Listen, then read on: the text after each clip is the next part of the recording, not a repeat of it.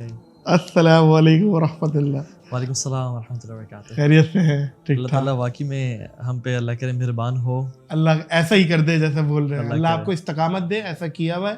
آپ بہت سے لوگوں کے لیے اس ٹائم رول ماڈل ہیں اور ماشاءاللہ آپ کی جب ویڈیوز ہم دیکھتے ہیں اللہ کے رسول کی ہی بات نکلتی ہے آپ کے منہ سے ماشاءاللہ. بس اللہ تعالیٰ ہمیں لوگوں کے گمان سے بہتر بنائے. اللہ ہی جانتا ہے. اصل میں جو لوگ ہم سے محبت کرتے ہیں نا، یہ ہماری وجہ سے نہیں، یہ اللہ تعالیٰ کے الستار ہونے کی وجہ سے. کس طرح سے خوبصورتی سے اس نے ہمارے عیبوں کو چھپایا ہوا ہے ماشاءاللہ. الحمدللہ. نہیں بالکل ایسا ہی ہے. دیکھیں میں ایک جملہ بولتا ہوں توحا بھائی، ہر ملاقات کا مرکز تبلیغ ہے. ہم یہاں بیٹھ کے دنیاوی کچھ بھی بات کر سکتے ہیں. اللہ نے تو چھوڑا ہوا نا، کر لو، اللہ کی اجازت ہے. لیکن اللہ کی مرضی کیا ہے کہ میری اور میرے رسول کی بات کرو.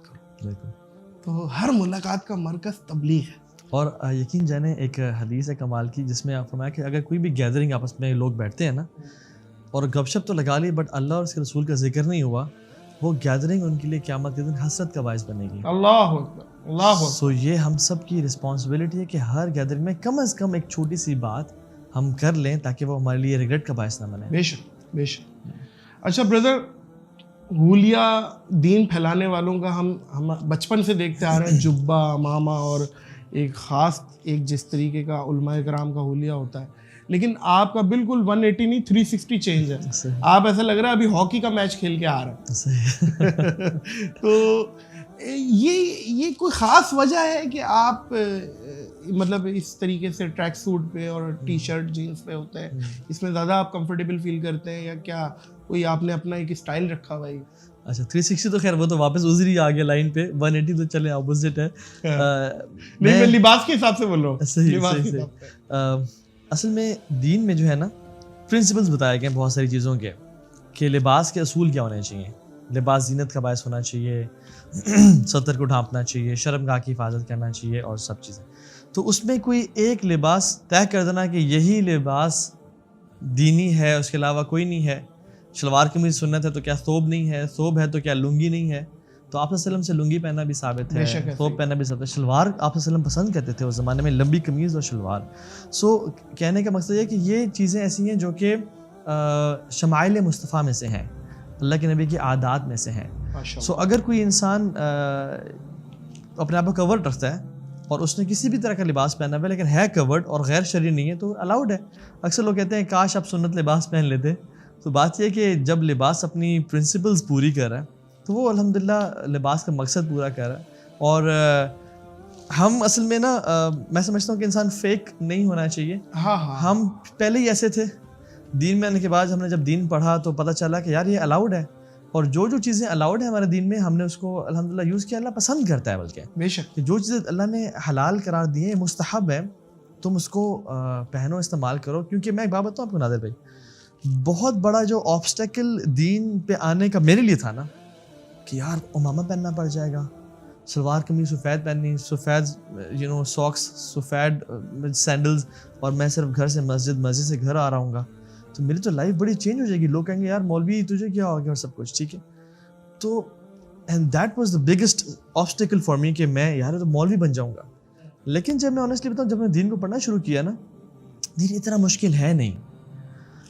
حرام کچھ چیزیں ہیں جو چھوڑنی ہیں، حلال بہت زیادہ ہیں، اور ہم نے ایک ڈیمینر بنایا ہوا ہے. اسلام کسی حلیے کا نام تو نہیں ہے.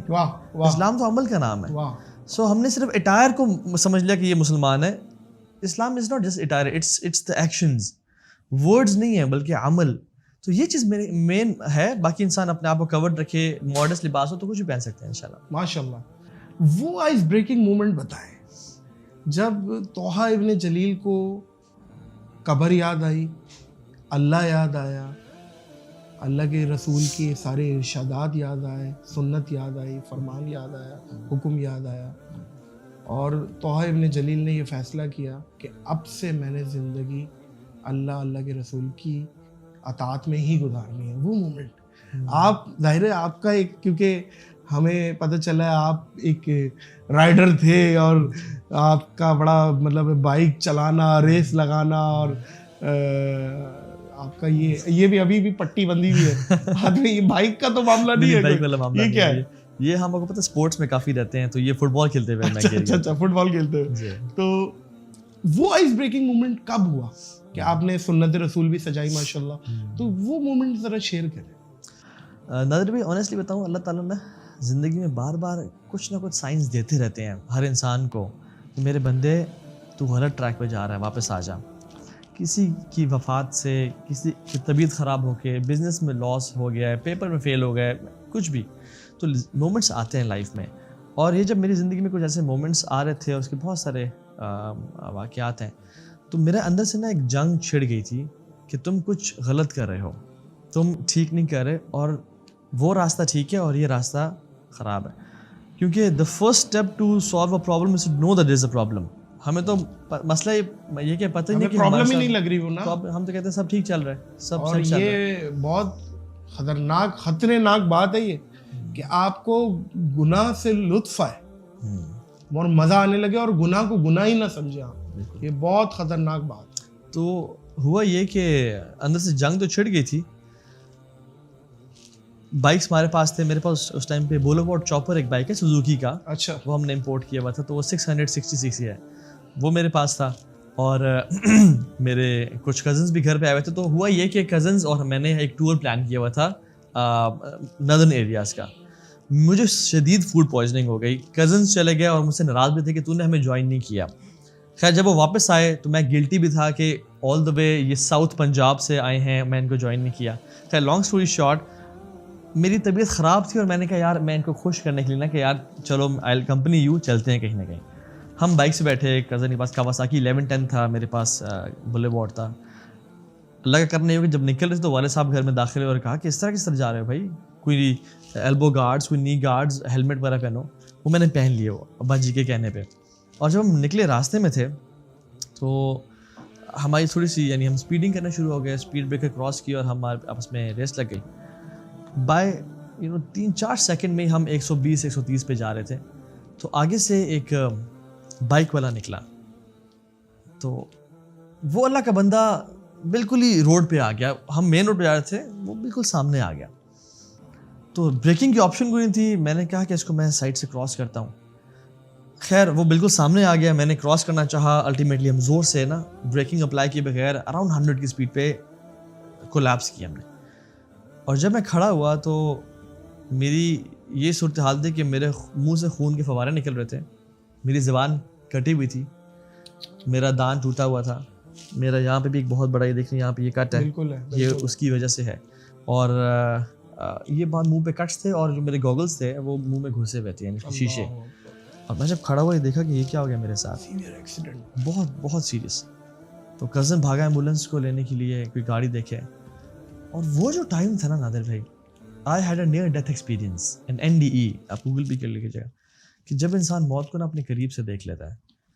اور یقین جانے میں آپ کو بتاؤں, جب موت قریب سے انسان دیکھتا ہے نا, اس کی لائف بالکل کرسٹل کلیئر ہو جاتی ہے اس کے سامنے کہ کیا امپورٹنٹ تھا اور کیا امپورٹنٹ نہیں تھا, کیا مجھے کرنا چاہیے تھا اور کیا میں نہیں کر کے آیا لائف میں, میری پرائورٹیز کیا تھیں.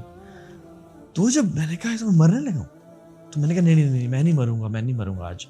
بٹ وہ یقین جانے 3-4 منٹ گزرے نا, تو میری جب انگلیاں ٹھنڈی ہونی شروع ہوئیں اور میرے جسم سے جان نکلنا شروع ہوئی اور میں چکر آنا شروع ہوئے اور میرا جو ویژن تھا وہ فوگی اور بلرڈ سا ہو گیا, تو میں نے کہا you are about to fall and collapse, اور تیرے آخری 2-3 منٹ ہیں.